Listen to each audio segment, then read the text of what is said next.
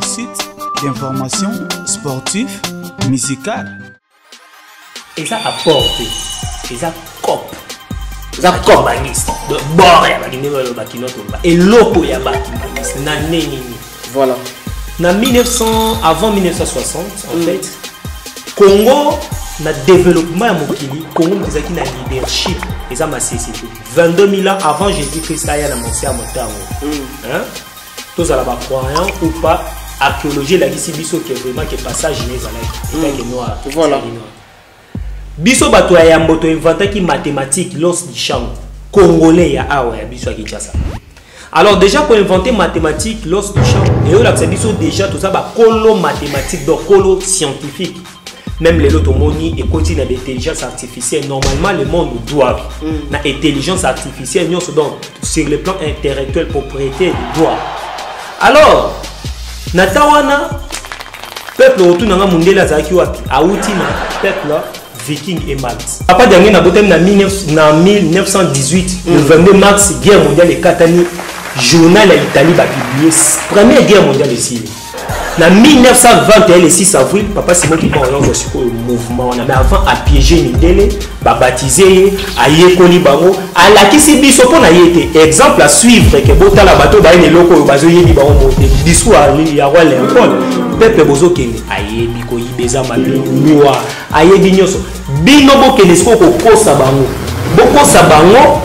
na makambo biso tozue pa na bango to traduire to imprimer na Venise voilà tata ki mbango ça la mouvement ya moni combattant ba combattant ba na raison de ça mais ba ça la mouvement e bandaki na 21 c'est ba bunda ce qu'on a côté tata ki mbango aki ko bunda contre système occidental to komi na 1900 avant 1951 seconde guerre mondiale et bêti en Europe.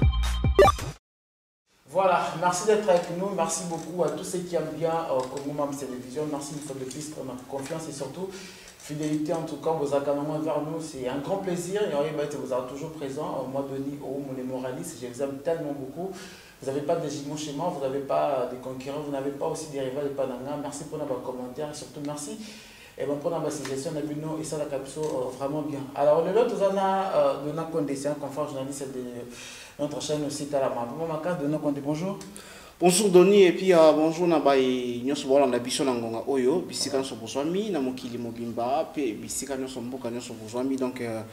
na compte ya nouvelle tendance télévision, tout ça wana na mona mboka Denis Oumi de façon pour nous ya ko solo la lisolo ya Congo, to lo bakayi te sori communique ya Congo et communique ya ngamo côté. Zali yo nanga na bato ba otala biso so to sangani ne ba benga biso ba congolais, sima ya 60 ans Congo est au Kenya depuis 2030 juin. 2030 juin, après 60 ans d'indépendance, est-ce que Congo, tout autant la malam, tout autant est-ce que c'est bien? Voilà, sur cette, on est que notre ami Mouanamoka, j'espère un artiste visuel en tout cas, avec lui toujours sur la part pour l'indépendance. Le lot, plus de 60 ans, je fais 60, excusez-moi, est-ce que Congo Nabiso, on peut se dire plutôt dans un mot libre? Est-ce qu'après 60 ans, ou bien après, avant 60 ans, vous avez été libre ou comme libre? Tous on a mon avocat, j'espère un artiste visuel, je pense que non, vous avez des détails, mais je veux dire déjà, c'est membre de l'église Kimbangi, c'est un artiste qui fait très bien son travail. J'ai été déjà une fois, deux fois, trois fois, plusieurs fois avec lui. J'espère que non, tout ça qui n'est plus une autre fois lorsque je vous ai parlé qu'il y a autant qui Côte d'Ivoire, autant qui Éthiopie en tout cas. Il a fait la tournée africaine au qui bat trophée. Il a aussi été, nommé Nabapo, c'est mon Belé, il y a bien Moka Nabiso, Nabiso Afrique, les autres sont avec Dona Condé. Est-ce que vraiment RDC, tout le monde fier par rapport à Belge Batika Biso? Est-ce que nous vraiment RDC, aussi que non, on est aussi capable, on est aussi compétent de gérer la RDC Biso Moko sans ingérence à Mindélé. Ça, je ne sais pas si je suis prêt avec toi, tu peux déjà essayer d'ouvrir la caméra, tu peux ça, j'espère le Wangambote. Ndeko Mbote. Mbote Ndeko, Bandeko Nangai, na Bibino, na Misé Loranga, na Kimia. Et c'est vraiment mingi que malgré va déconfiner, mais vous avez dans un programme où il y a un confinement. Et donc là, c'est que vous avez un professionnel, un média, Moussala Nabino, Natomé Bino, vraiment bonne fête de l'indépendance. Merci beaucoup, j'espère que non, peut-être à bateau, on a vu sur le français, on a un peu bilingue pour te faire comprendre bien le baléo. Alors, dedans, on a un mot très important. Quand il s'agit des Congo, quand il s'agit de Yambo Canabiso, Mamouté qui vous a surtout concentré. de comprendre qu'est-ce qu'on peut faire, qu'est-ce qu'on peut parler, en fait, qu'un beau cannabis évolue. Alors, tu es un peu le lot parce que le but, aux années 30 juin, j'espère que non, tu es là, il y a l'église qui m'anguiste, information clé, il y a l'église qui m'anguiste, j'espère qu'il n'y a pas très longtemps, tu peux changer, mon co, il y a Bakambina Bino, il y a l'église qui m'anguiste dans la tête à Séni, on va représenter Bino, et puis il y a une petite confusion concernant Rossar Malo, qui est un membre, il y a l'église qui m'anguiste, mais malheureusement, on a bien communiqué par ça à la télé qu'il n'est jamais été membre, il y a l'église qui m'anguiste. Avant tout, comme on nous trouve dans ma campagne, j'espère peut-être pour la toute première fois. D'abord, à qui on a affaire aujourd'hui? Vous avez la caméra. Merci pour la parole. Nanazali, en fait, congolais. Ouais. Le Hanga, Konga, parce que moi, papa Konga est mes mamans. Qui maître cuisinier principal et maréchal Mobutu. Ok. Et na botami na Congo, na koli na Congo, na tangi na Congo, na sisi maman na Congo. Na embrassé carrière nangai professionnelle moi na moké na âge moké déjà na bandaki art na âge na connaissance oui ya art na zu yango na ndako na biso ndé na mona ba œuvre mais il y a un peu mysticisme moko na parce que na la bandaki kolota tata Simon Kimbangu depuis bon mois na nanga. Et c'est là qui coïncidence fait que papa na biso ayeba qui valait pas qui chercheur aussi. Il pas qui me déguise qui non, il y a qui chercheur mais au moni ba papa kala ba qui authentique hein. C'est-à-dire dès que authentique ça dit culturel. Okay. Nous sommes des tétés là chez nous culture oblige. Ouais. Nous sommes purement culturels. Okay. Alors vie aussi moi si na bande robot tate maman Marie Yanga asenga qui auprès ya papa Diangenda. Ça me la raconte mais dit que aza africain abibo. C'est moi si nanga ko ki na dinda na ya kamba te. On a avant la bataille. On a babala ni baba jeune. OK. Baba jeune jeune. Et maman a besoin qu'il n'aki kamba par après kozonga na ye ndenge babetelinga lisolo. Deuxième fils à papa Simon Kimbangu FC bango tango bobota mwana mo bobota mobali ali boso bozongi sile biso. Bon maman tango ye a zuize mi beto bota mi 6 mais maman parmi mi bali na basi mais oya mokola mobali nga. Alors tant que ça va bébé na memaye bon moni bazaki na bango ba jeune ba bosana na bango pe mais dans ndi okola na ndi omunango bon papa mona kiango mystique encadra kinga na ndi omuna ye azola sanga ba œuvre la sanga mambubele na koli bato ba ebinga ba bina na ko sala sala bamba ba mdezo omoni to sala ba jouer ba ko na koli mona mo na pandi télévision na sali bendui banini et auprès pasteur okola kitambo maître Baye di Baku azaki un grand sculpteur de la s'approcher qui à travers hier na ko mona na susu na un grand artisan à salaraba œuvre d'art maître Ogi Gouya Arebadi Bomoti maître Voidi c'est un grand professeur à l'académie des beaux-arts place il a vraiment connaissance artistique à la norme et pour ça qu'il a une avant l'âge déjà l'an 2000 a bani carrière professionnelle et repoussé ngana qui ne ça la archéologie la recherche vie na ne comme on a papa Simon Kimbangu et pesa ngapé aussi na kindekamba. Na koti église Kimbangi c'est mon demi na kuli ba baptisé na église Kimbangi ba pesinga carte na l'an 2011 mais na l'an 2010 ninga kende wana mona mboka papa na mama basambela kuna te mais yo monde koti na kende ni omwe ba to ba jeune okineti ba obeta Dubaï ta ke yo bongo nga banzambala blo mo bongo ke Dubaï c'est comme ça papa kutu te na tuna wana sina comme indépendant na ça professionnel OK na bi bien que na bandi carrière na 2000 ans 10 ans de carrière professionnelle, on s'en a œuvre et tout. Non, non, t'as trop et comme une menace n'a bien fait, faut n'a qu'un peu quand parce que comment c'est possible aux Africains, on a le panafricanisme, toqué na ba Égypte, on a mambo belé, to bimi na ba Bruxelles, ba Belgique, to moni ba musée, au kutaka Kimbangu et Kambo. Ok, ne histoire Kimbangu. Parce que moi je m'intéressais à ça. Koko bananga Kamba.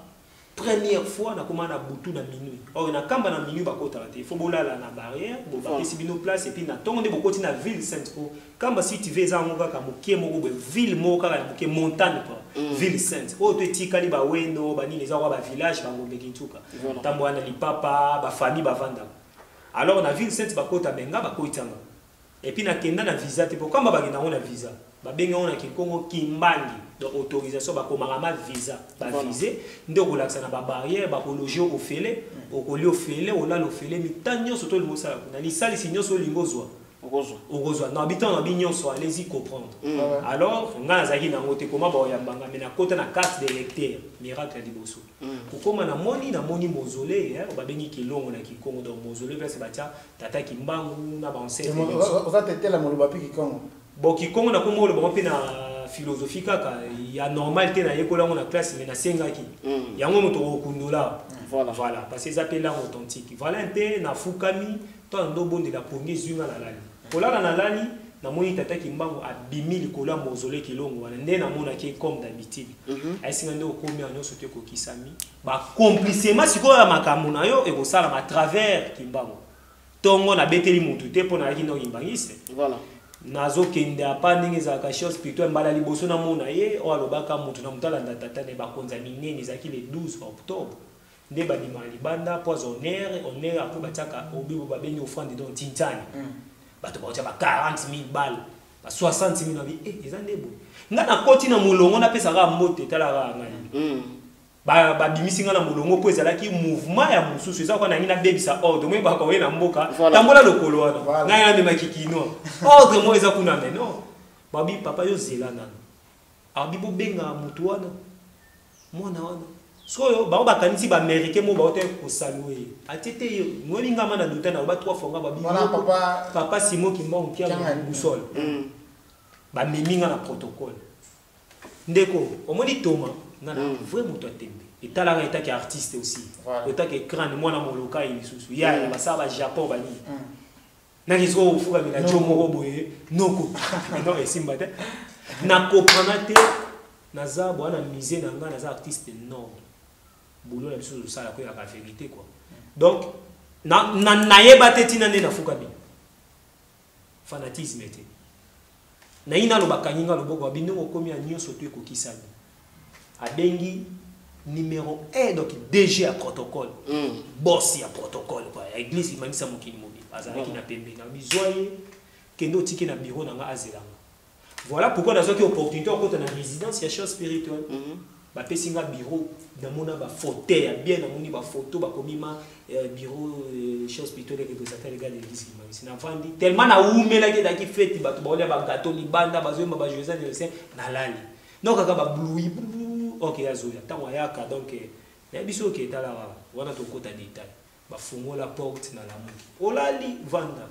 photo solo la nayo abimisi bato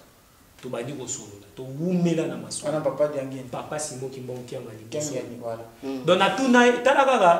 tala ka yaya ni pasteur poti le nga mundimi simple yaya donc na noko quoi na sala nyoso tu bato basala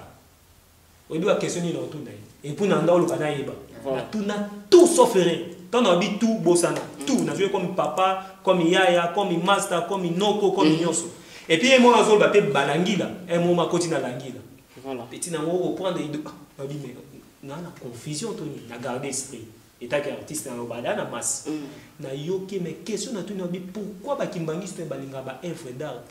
pourquoi ba kimbangiste ba na tuna ba question na to singa ah bon a bengi secrétaire particulier nga benga des passeport rouge mais maye o la kisaye résidence ndeko en tout cas quelque part biso ba kimbangi c'est to faire véhiculer message ah bon oui na mona ba œuvre d'art antique moderne ba tableau ya mwana mboka na kati yo malobate bato bazola na biso bazana pour ça penza to solo la maetoyeli lelo mkola lelo na mwa lisolo oyo beteli biso wana ya papa Simo Kimbangu esali pena kitoko makasi bato bosepela nango est-ce que tokoki koyeba après parcours na yo wana nyonso na église oyo zali lelo avantage ni okolo bana bato bolanda biso oyo za nango parce que makambo wana ekomela na église wana bien sûr na sisi ko visiter abi okota mausolée kilongo na koti voilà o eleke les cas on les a secret nanga abina kitana maya sima o babenga maya kamba ba madilu ba yachana venanga kofi olomida ba voilà kende ko sukola maya kamba soki botutele tio donc c'est que ba fi olomide na pesi mon grand frère a ebi fallait ya maya kamba voilà ngapi na dinda na maya wana mbisi okima mutute to na bimi ndeko zonga vana zonga isi momoni yo ndoko zaboye kende kula oya na carte monde parce qu'il faut lire na ba roi autant na ba parlement monde okolobela likambu ya Afrique ya tata Kimbangu na sommet mokina bi papa eso yebi mambozo lo bana kisasa ba meteli yo lo baza ba kulutu donc na zana nu na za pour le côté abi batu wana nyoso tangeli nga banda yo kuto a kuto ebele banda singa yo mema bango yo za prince divin na bi prince ni ngai na bien sûr que na et c'est pour na za notable tete là bi non oza na 100 na douté te oyebi que après wana parcours ya wana bobo illustré ba image dans sa première artiste on a créé une musée personnel au Bozan et puis on a collectionné 800 œuvres avant Nazaki Namote et puis on a changé de démarche et ça les démarches artistiques on a l'autre on a commis qu'on réaliser na quand c'est bon boya bazo ebisanga tata imango esanga nazwa lisu na tchana munoko na tchana lisu atayo mo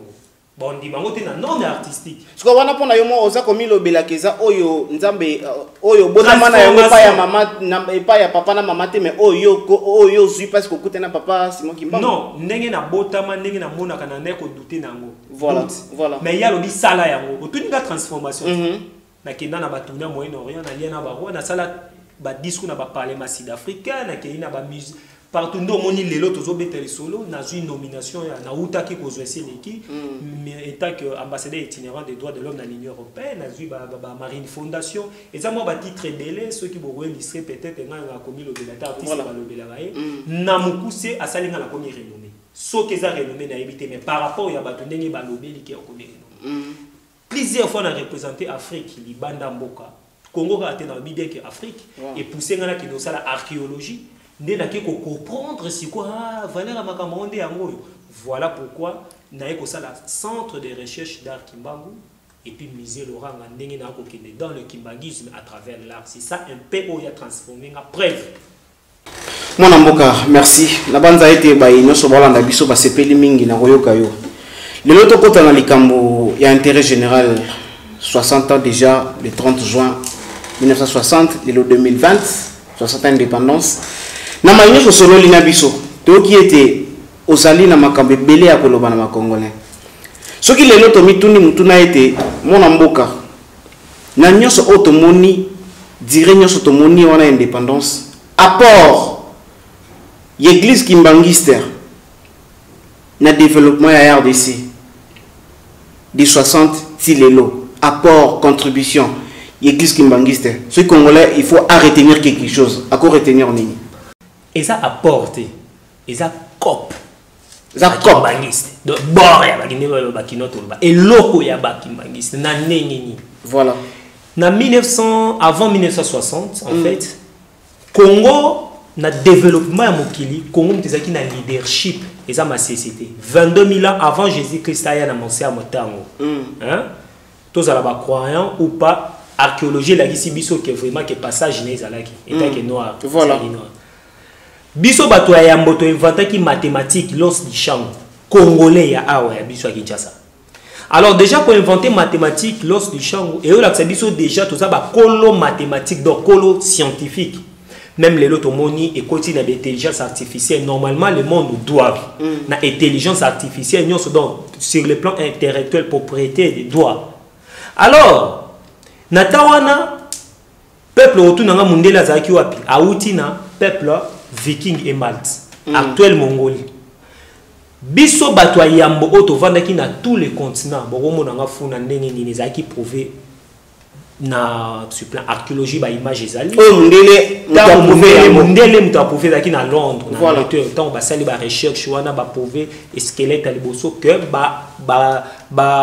tu ya Royaume-Uni ba Belge tout ça ce sont des noirs selon dynastie ndenge mokili oti ko développer siko peuple viking et Malte ba yaki ko bima ba ye ko luka ba terre ya Rwanda ba donc ta ba noir na passage na ba Russie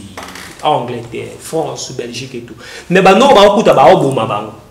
je crois ba tie Katadiop ba sala nango ba grande conférence et tout ezali beaucoup luka na internet tout beaucoup lycée ba image ce qui se passe alors il faut ça là que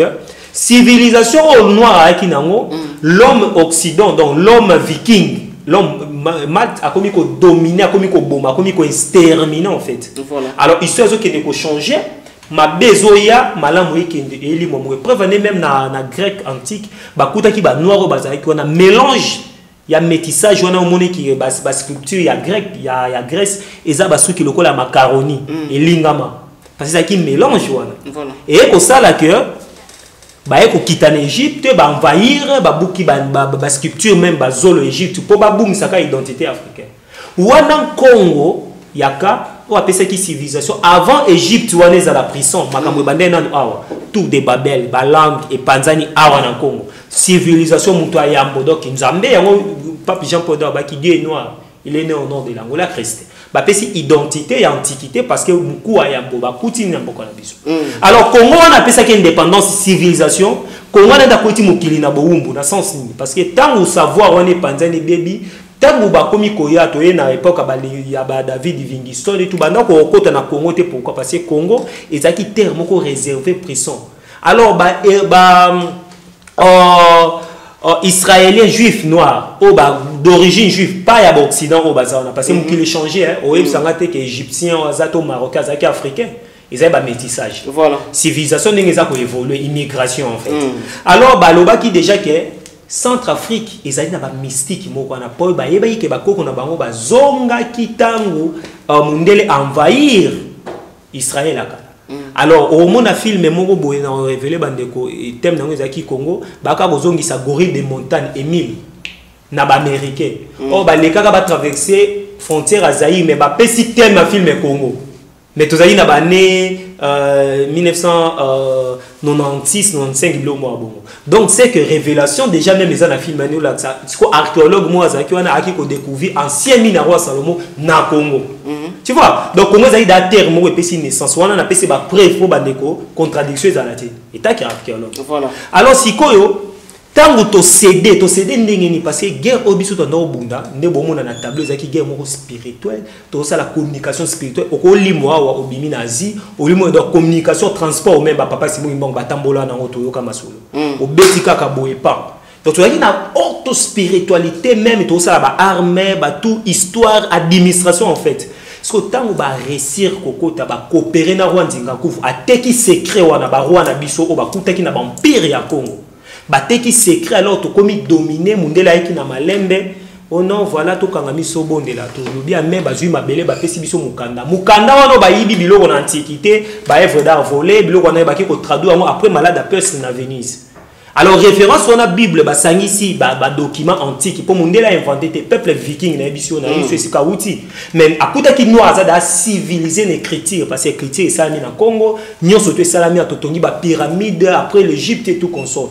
nzambia pour montrer de ce qu'on antiquité ba congolais ba obengaye déjà wana na peuple viking on la na glace on la ta posanyama ah biso to sali ici rafia to sali civilisation to opérer ba tout ba momie et tout na muku ces andengeni côté Kabokonzi pour venir prince ou akufaka na Vatican akenda ko baptiser premier pape ou akomer ko sala la culture africaine batie la kay poison pour na ko bomba dynastie wa donc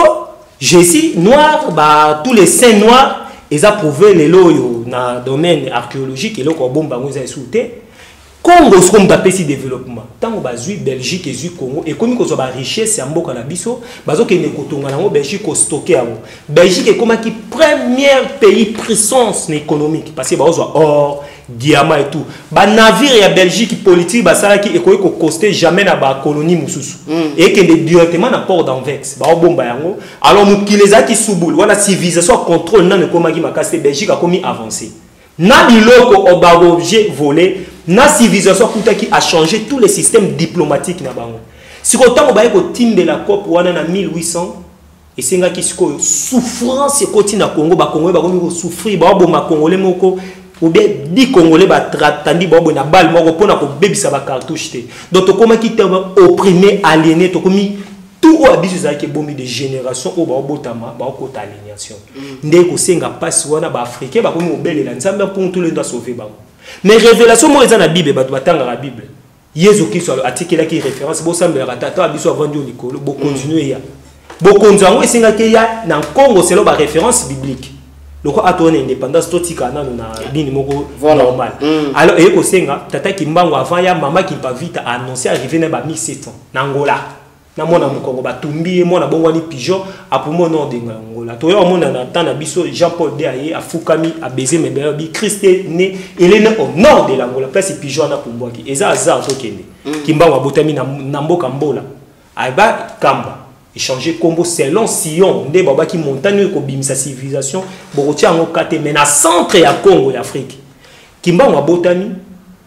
première fois comme on Zambia pour tout les deux qui na antiquité place notre bétolo plape viking botami mutu ayeko bema 3 enfants spirituels ne baba simo ki mbanga botate effectivement na ndenga musune ndenga spiritualité pour nzamba ko botate mutu bo mais physiquement ça mi fusion de sama ki na Jésus exemple à suivre maman moula boti bana wana mais bazaki d'esprit na ndenge nini tata ki solokele tata dialungana tata ki solokela botami guerre mondiale bandi papa dernier na botami na 1918 le 22 mars guerre mondiale ekatani journal ya Italie ba publié première guerre mondiale esili na 1921 le 6 avril papa Simon Kimbangu ya ozwa mouvement wana mais avant a piéger Mindele ba baptiser ayekoli bango alakisi biso pona yete exemple à suivre que botala bato ba ene loko bazo yebi bango moté discours ya roi Léopold peuple bozo kende ayebi ko yibeza mabe loi ayebi nyoso bino bokende siko ko kosa bango na makambo biso to jouer pas na bango to traduire to imprimer na Venise voilà tata Kimbangu osala mouvement ya moni combattant ba na raison eloko ba osala mais ba osala mouvement o bandaki na 21 c'est ba bunda ce qu'on a côté tata Kimbangu aki ko bunda contre système occidental to komi na 1900 avant 1951 seconde guerre mondiale et bêti en Europe pourquoi parce que Hitler allemand ba remarqué que Belgique a commis fort dans mon solo et c'est ni ba envahir bango ba boto la ba objet ba boto la ba or Belgique ta watimbeli ango jusqu'au ba or wana na kimisa wana histoire ya Congo indépendant au Kenya akimisa ngo siko na royaume d'Angleterre parce que roi ya Belgique ba désigné que pas ya ndekone ya moi si reine d'Angleterre pour ya kokoma roi bazaki même famille ba royaume union c'est ça l'Europe ba même famille ba outi na peuple viking j'ai bien dit voilà alors tant où or comme au Kenya vers le moment où Hitler a changé itinéraire attaquer au Royaume-Uni et ça qui pose à réussir à botoli bomengo wana à continuer en France à Zuba Evre na Belgique ndé Hitler a qui fort financièrement comme ko créer ba tigre ba char ndenge na ndenge mais le ko la zaki na massa batute et sengisiko batu ba sangana ba ko botola bomengo bazo bundela ni bomengo volé chez les Belges oyo eke wapi na Belgique outi na Congo voilà Amérique et on a IRSS Amérique le grande puissance ba malais ba zuba or on a baké ko stocker on a na Washington à part ba or volé aux Ezali na ba archive na Vatican parce que catholique hypothèse ça et yaki ma monzambete et yaki awa ina intérêt nécropole bazaki ba agent secret ya roi Léopold ba yiba ba tonga mboka na bango te spiritualité bandolo ba ezaki spiritualité ba noa ba oyeba ndeni voilà la réalité à vrai sens. Alors bato babanga ko lo bango po ebika za mona musala na bango azana sous domine et sous il y a spiritualité na bango mais nous on parle de l'équimbangisme on est indépendant voilà ba on a volé ndebo mona place ba créer autant ils a créé la richesse à Congo parce que Amérique gardaki or Amérique évolue au monde même bombe atomique au Ashler au sala et outi na uranium na biso ya katanga pourquoi Amérique a remonté ce comme maboko na RDC ozaki étant ya ba belge parce que na seconde guerre mondiale ayaki ko occupé ko bundela ba soda ni ba kufa ki a comme la richesse ba belge na maboko nde ba koti sa Belgique na autant ba koti na autant parce que richesse outi na Congo yem tazwa ki yango cop Europe et Tanzanie débris ba brique tout et le côté 5 ko ba tonga Europe bozombo wa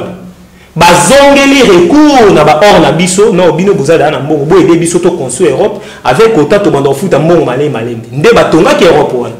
ndoko mona bato lokola ba de Gaulle ba otala ba poto ko ma prison biso peto kendo ça sous deuxième pillage de France a ça la deuxième pillage na ba Mali et tout ko yiba ba objet ndo moni ba ke ko ça la musée Jacques Chirac musée oyo moni ndeko la biso mwazulu a ki dans ça système to lobela ngwa et puis ko yiba blo musumba ba koma ki na grand kaka ya or Amérique té France tango moi le ngwa autant ni ne sela maki ba zongi seke parce que bien sûr c'est ça futa nyongo au Belgique mbona biso tonga on va citer mbala mo on a cité l'indépendance voilà auto comme l'indépendance parce on est na 1958 ba eko pona ba indigène so na beti boy po ba to ba comprendre les réalités voilà ba eko pona ba évoluer ba kende Belgique ba ko tangisa bango po ba remplacer ba koma ba cadre mboka parmi bango ba police koyo mona papa Simon Kimbangu aliso papa Charles Kisolokele papa Kisolokele temps ba repona et ok papa Simon Kimbangu atikaki déjà ligné na Mbanza Sanda le 10 septembre ndenge Congo otambola maman mula bise ndenge ozokenda kuna kutana na roi belge yebisa ye akoro basinyaki na papa na parce que papa Simon Kimbangu na seconde guerre mondiale akendaki na balma ko botola roi belge bakangaki na boumbu ayaka na yawa na Congo abimi na molimo azuye na molimo alimu se kuna bakomi na Congo bavanda ba ya rapport effort na ye nde wa komba alungi na Belgique nde ba signé ki papier na boye ya musuni que beaucoup sa indépendance na ba ancêtre nanga au bazwa na Congo te ba ancêtre tata kimbanga lobeleki Afrique. Voilà. Pourquoi c'est pour roi Belgique bazwa ko adresser à Afrique mobimba parce que autant il y a or il y a richesse occidentale ils ont dépend de la Belgique on comprend. Il y a adresser qui mon roi parce que royaume ndem te diriger mokili royaume d'Angleterre. Vous comprendre ngo ba to faut ba si le plat diplomatique. Alors si ebisaye nde papa qui soke le temps bakei batangi sili a distinguer alekaki tous les bateaux batanga kinaye na ba point na mindele na bato mwindu première fois bakoma Belgique na bozongi na bango avant azonga akute na roi lokola yebana ki solokele si ça zo sala asengi audience na roi yambi bakutani olina seloni yaka esi lokola étudiant et c'est non ngana ye opesa indépendance totale o takoko na bino ayoka na tata na biso kimbango oui na yebi dossier wana eza dossier moko seke et privilégié mais yo za jeune to peso palais ba momi ba caro régner abi non indépendance pour l'Afrique ce qui te maman lo ba ina yebi so que il y aura une troisième guerre mondiale oyo kozala papa simo kimbango na occident voilà pas si combat 21 dans le ba ina bani alors que ça la roi a cédé habito non so ça ba combat na yebi kimbango a to banga na poto to ndimi na vant sa parlement mais bozonga indépendance bozwango na bino ozonga ninga na bandeko na ngai na mama na biso na ba congolais ba soto ba esclave ba famille na yo do mama ba papa à partir lelo ba komi ba évoluer do ba longoli bango na raya ya ba esclave a bi bo respecter date ya 1960 pesa maki na tata kimbango ndeko mweto na beti blogo to oki na tangi combat politicien non wana no politicien congolais ka moko te na lobi ko to papa wana pe lumumba za évoluer ma osala na polar ya bae na ba doki donc kara ayebi ko to mamwende na bika mo indépendance na batu nyonso muto otanga ngo papa ki sokele po na ni po mwasi ya papa Simo Kimbangu nda révéler yango mwasi azaki mama na mama mwilo ki awanga yona mama ya papa ki solokele voilà yango moni sikoyo na Belgique na l'an 2020 ba reconnaître état que femme résistance ya indépendance so ina kosi bon ndeni ni Belgique et pesi Congo avenir temporairement 9 mois désolé ça déjà ba preuve yango moi mboka voilà tata ki sokele tango azongi ayeko pesa sango na papa diangindo atikala ki na mama na bango ndako zonga na ntela pa ndofanda na ntela nde akovandisa sikoyo ba mesi Arthur Pinzi ba mesi Diomi et tout ba eko sala siko mouvement ya ba Congo pas abako mouvement ya ba ne Congo place makambo ebandi na mouvement na tango basali mouvement ya ba Congo et eko sala siko singi basala parti politique nde ba kosa siko abako papa ki sokele anana yena idée ya parti politique muto ayena yango bazotanga na mbanza sanda si tu veux bakimbangi cette église kimbangi c'est eza na programme ya monde na ya Afrique na ya Congo comprendre voilà omoni en tout cas batangisa makile basala travail malamu siko problème eza boye roi belge abi boto kitesiko Congo to ki ndoko pesa bango to sala lokola biso batu to pesa yango bango ma date eza bango date programmée que voilà le 30 juin en tout cas ni pendant votre bango c'était là bakabasele bavela biso basali banze moto problème siko eza wapi na salle wana ko batanga discours kasavo bolumba papa ki solokele babeli bona tisha bon songele so kabisa mandiawa kasavo buyo mto hapo eza yo mto tochenga bako omweta mo kete ba tuna yo po ba ba ndoyi ba makambo avant ba tuna lo olinisko église nini etambisa ki poata na bi lokaka na mukuse église ki bagiste na tango wana to jusqu'au indépendance na spirituel na physique to la tsabe jusqu'au deuxième plan ni botambisa oui chef toyoki oui nzambe na toyoki ba koti na salle ba vandi so ki pe vertige ba belge na wasko fubola msebe makasa bu moto eza la bende mais c'est ka ça vous félicite sikoyo église nini ekotambusa bino so ki pa bosana ki tata bato en tout cas wana ma eza ba engager ka ça vous tokotala tali na sana tokotala makambo wana si oh là là ici abosani mbongo bato papa dernier na futaki agasomba ba parler pour na bana to pour na ba congolais ba biso ba pauvre oyo abosani ke bande kone lumumba bato to tali na batangi makila 37000 familles debo ça dit ba boma 37000 familles pour ba kanga ba yango moni kambeza na 37000 place asi stample na pour na ko commémorer ba mort wala abosani ne wana so que ça ki nini na yebite aboni et c'est d'abord que ça va avec maman Kimbangi Kasavu en fait pour na limbolo boya philosophie ba papa Simon ba papa Diangi na batiaki ba tuna mutu ezande so ozaka noir oza pour lipanda fo soki ondimika lipanda ondimika ba souffrance ezali sur te d'office okomi kimbaliste par rapport à idéologie conscience te azalaki na conscience yango maki boye na minute oso na okondane na erreur wana elati biso nyonso nayebi vraiment te eloni elobisaki ebongo pourtant azalaki avertu avant bakende na 1958 bazwaka bango nyonso bakitaki na mai ya kamba mai ya nsima bavanda wana bango nyonso baosala invocation spirituelle na papa diangenda papa dialingwa na papa kisoke nayebi te eloni esalamaki papa kisoke na fâché babelge babeti maboko nde omonaki siko lumumba voilà omoni mpo bavena kopesa bango respect nde omonaki lumumba arevolta bibe non c'est quoi ça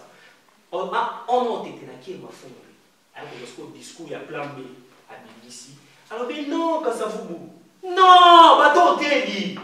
bametre bayebisa biso boye te bato babeti biso et to mérite indépendance tokokoma histoire oki pourquoi erreur yoka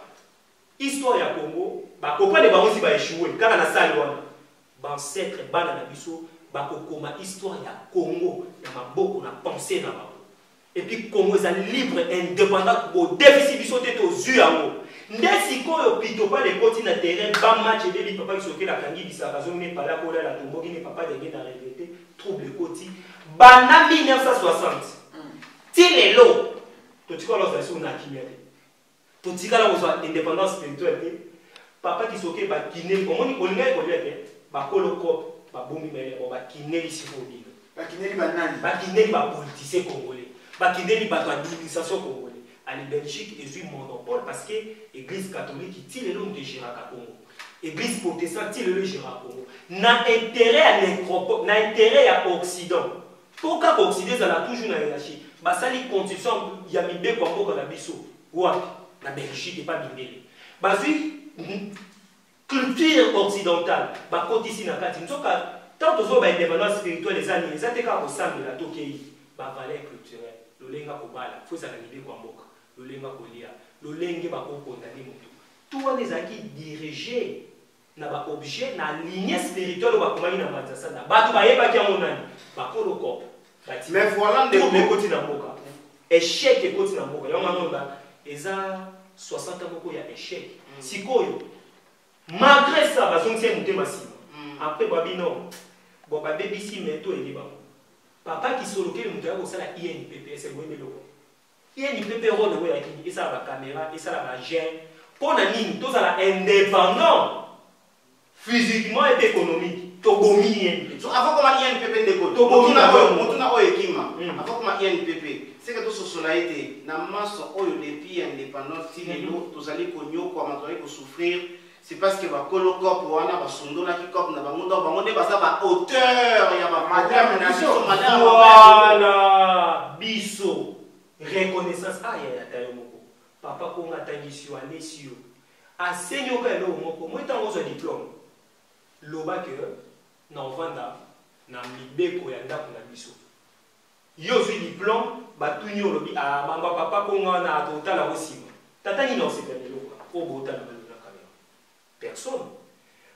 biso te to boyi ba papa wana bango ba boyi biso te preuve bah pour ça, ok, parce que bah INPP va continuer toujours au mouvement parce que l'église qui c'est pour un document, bah réhabiliter les autres qui des procédures, bah procédure faut-il alors bah comme ici quoi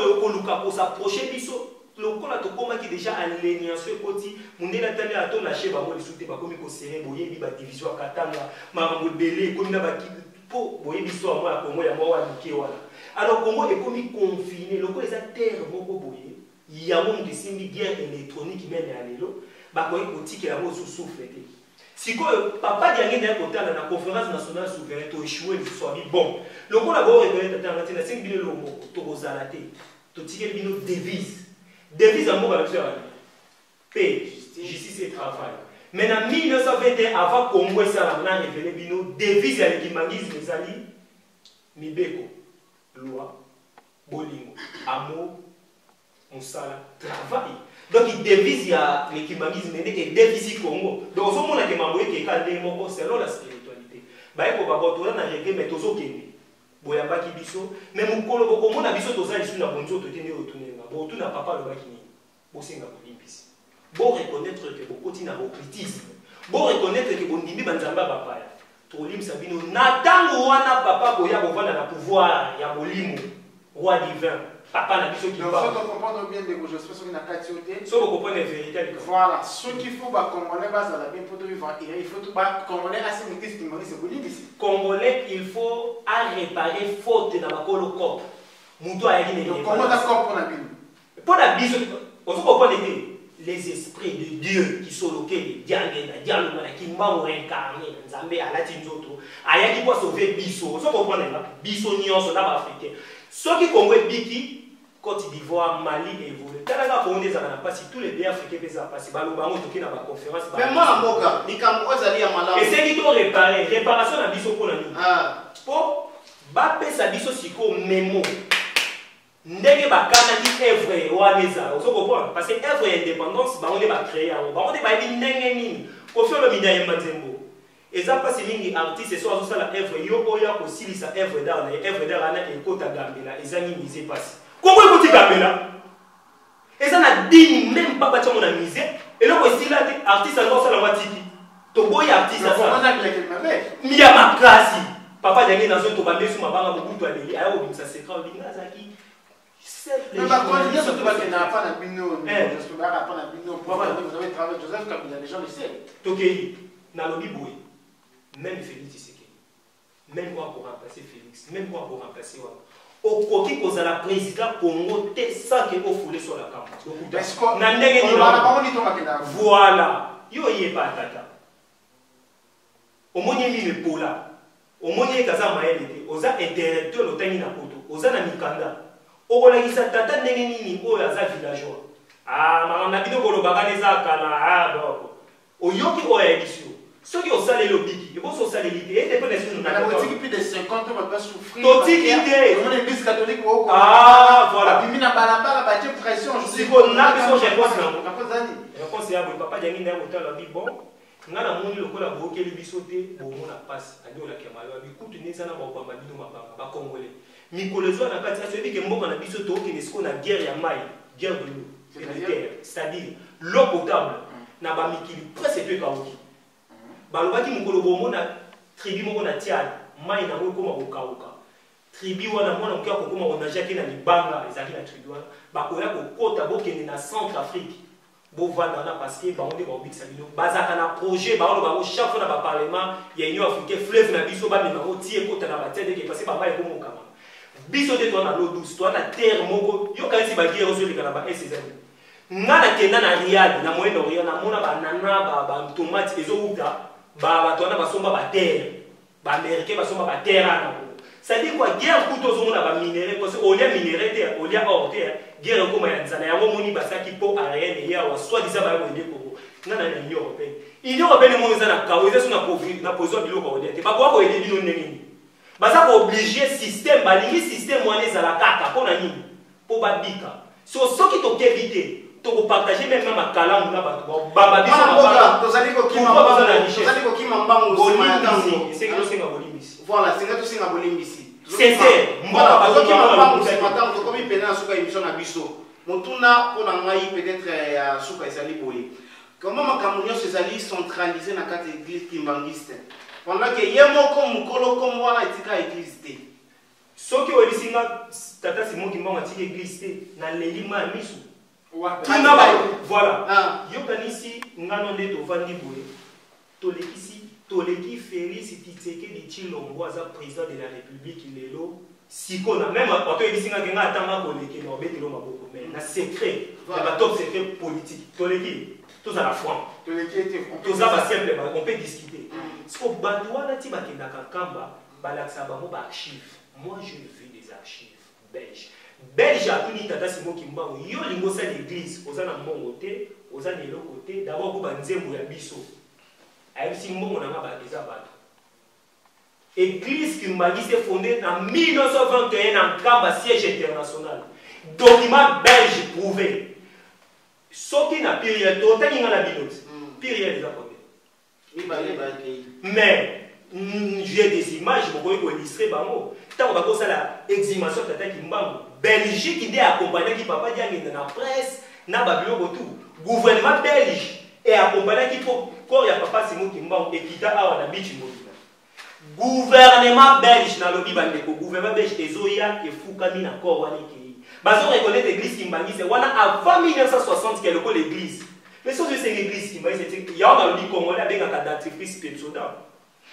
donc congolais nga oya oyebisi likambo ebitonga azo ba guerre maya bakolo ba ata zobo lisusu mai na France eza bozela kala te ntango ekoma ndi bondima papa simo kimba okianga na lobi ke ba vieux et matate masu etambola te il y aura un virus etambola mais Congo vous allez échapper na Congo ekoma te na 2017 to salo d'émission so tango ekomaki ba image za kubota et c'est ton dimaki mais bon que nous ka solution du banda c'est que nous devons ça papa il y a même la pandémie de Covid-19 papa simo kimba okianga ni alobaki ke ba vieux ekomata te et okitate des places on a ngasi mo kimba okianga ni na sa force na ngai Moi, Mboka. Donc, au moins, na munguse ko bola na ngai. Papa Simon Kimbangu atika ki église fondée en 1921. Maman Moulou Mtabetaka ngonga liboso na montagne wana ndele lo kamba l'état congolais pesa ngo document officiel.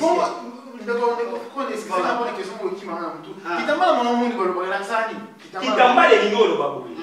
Biso to ba bantu toza chrétien moko saint to peuple viking te o ba pédé moi na mobile ba bala na église catholique et bénissango protestant non nous c'est la sainteté moi na moi si il faut akanga mutu na e parce que mutu ya mutu so on libéra nga etali yo so ipete na mutu ya moi na moi si ezali na ba onde spirituel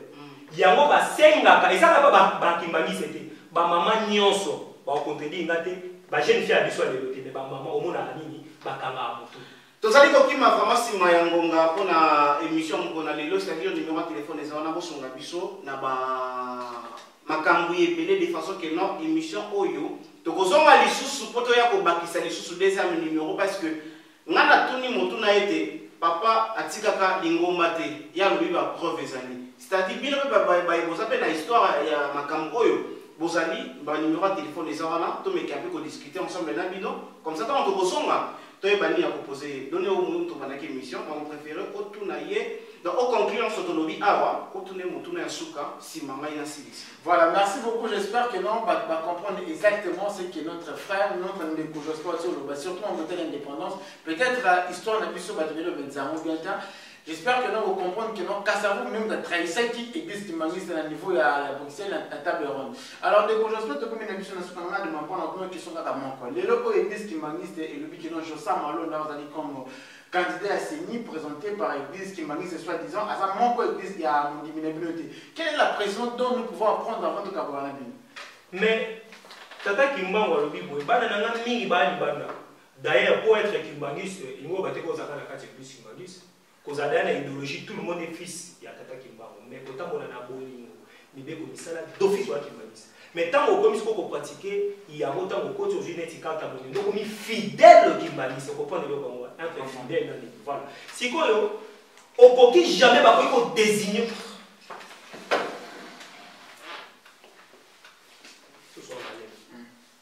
Chef spirituel et représentant des gars de l'église Kimbangi, c'était fondé en 1921, le 6 avril, Belge a fait un document. Avant de faire un document, il y a un agrément, il faut qu'il y ait un statut. L'église Kimbangi, c'est un statut. Belge a fait un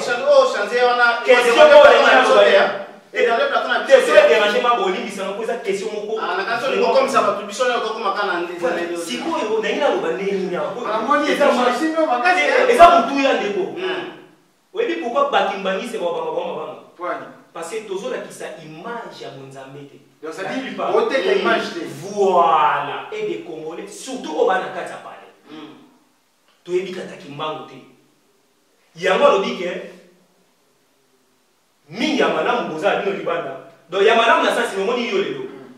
Pour comprendre, ok na Kamba, obi papa na ye, bacho ministre. Nanga mutu na zara na papa si mo banda 1800 so combien? Muyibi na muyibi. Nani wa pesi image ya madame. Yo uti libanda na répondre à la question. Problème est aboyé.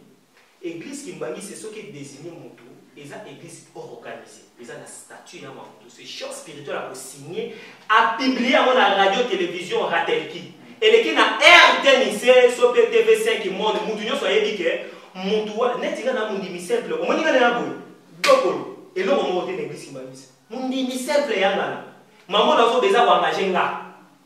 Et tant que net au temps il y a apologie de bande. On se comprend. Mais ce qui passe l'église Kimbangi ça y a avant là. Premièrement, aoya boyambe il faut boyamba un endroit où ezali na statut église pour eza ko s'engager nini église. Voilà, ce qu'on a dignité wana tant ou ba désigner eza na signature la chef spirituel clé. Mais si quoi le problème n'est ça représentant oyo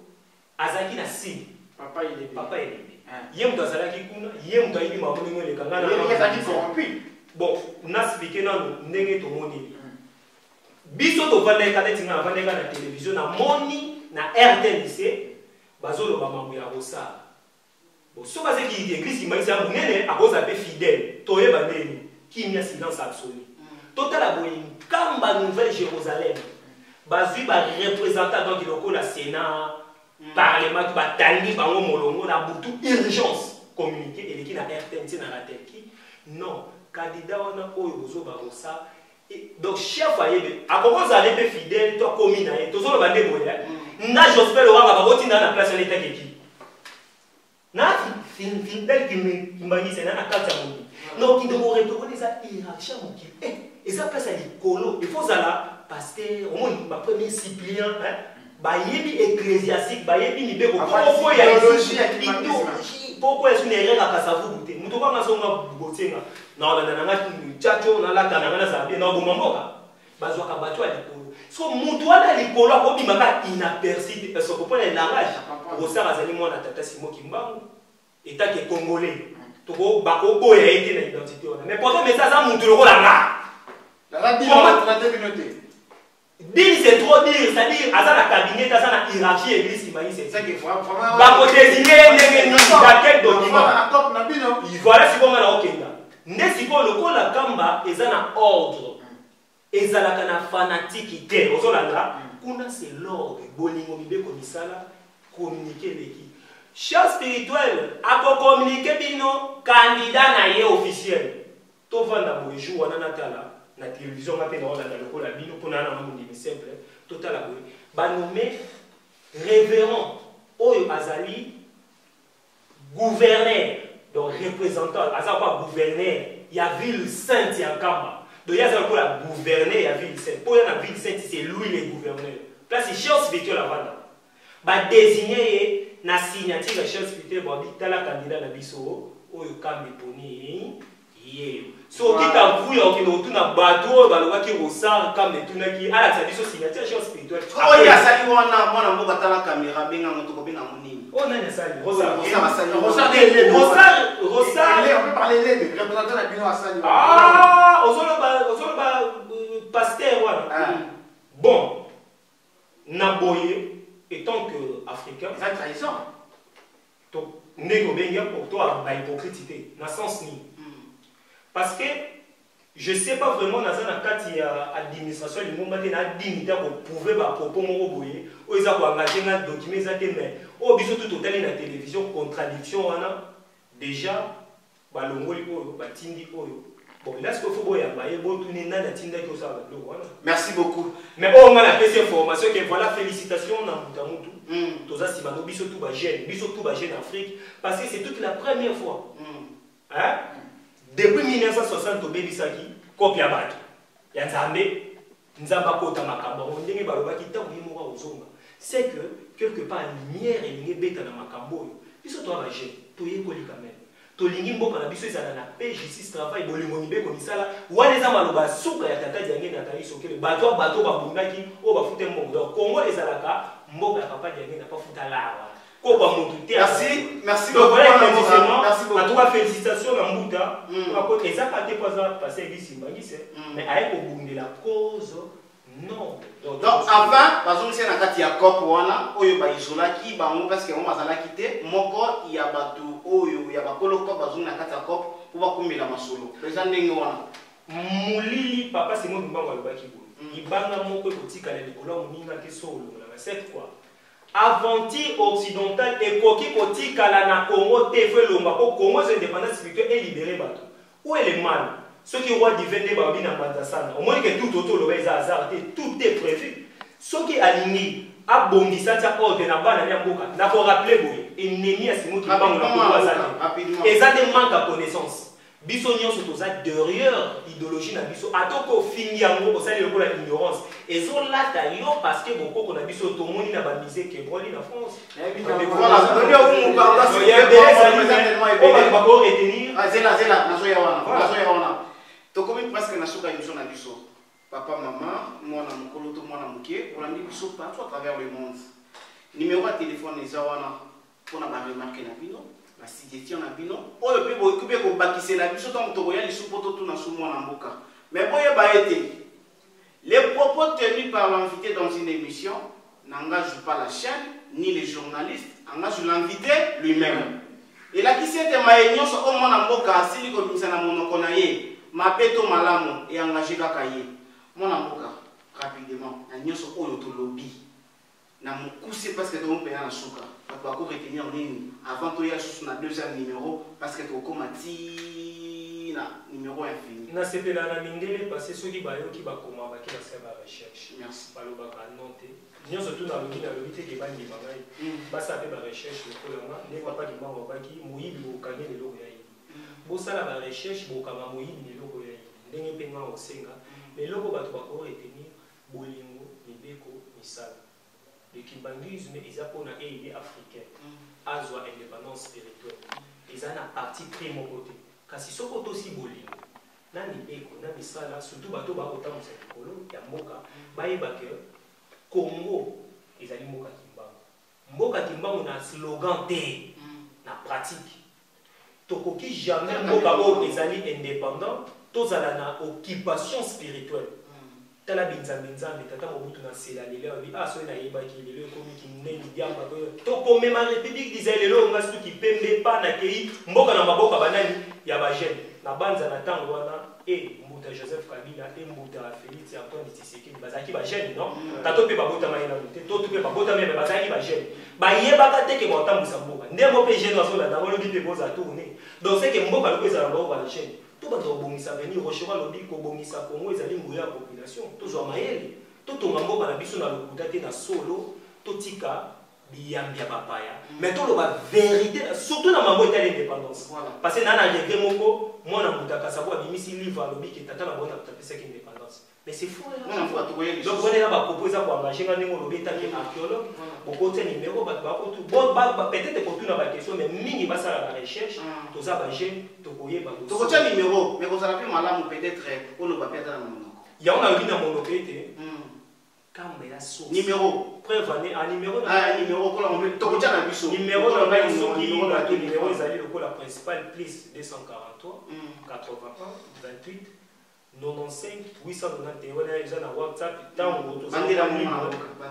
81 donc plus 243 81 28 95 891 to na site www.arkebon.com to na marinef.org bar Jospin bon mon ami on a nyonso to ko répondre to so batali na YouTube abeti Jospin Laurent il y a beaucoup de choses là on a ko ba suka comme les patrimoine mondial yango ezali na source ya vérité à likambo to attacher la culture na biso to soso la vérité biso nyonso to abana tata moko mais tata monde azali nani to la pays là qui tout le monde libre ça va chercher oyo bandaka malamu siko apeka malamu merci na bino ba bopesaki biso temps na bino ko na biso e bandeliki na suka émission oyo boye ba ete émission ezali ya liboso kasi ya suka te to kozo na susu pa ya mwana mboka to beta na ile solo merci na sika oyo mbaki biso awa to sala émission kitoko merci na donner merci na abonné na biso nyonso soki na s'abonner na ba chaîne na biso te profiter dans l'occasion émission oyo pour que non o s'abonner pour na ngai na biso bino te to kutani ba la sima pour l'émission mosusu otika na malamu merci.